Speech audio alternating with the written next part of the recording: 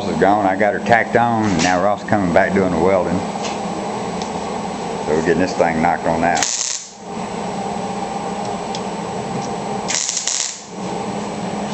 Coming on along, got the Klinkos in. Holding the bottom of the door in place. It's coming on out pretty good. You see where that bottom hinge bolts in and sits in place.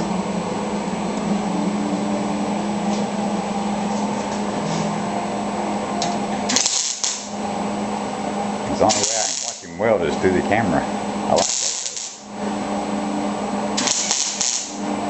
though. Now, I tried using a new camera Andrew got me, but the thing recorded for a second and then said standby. I can't understand that.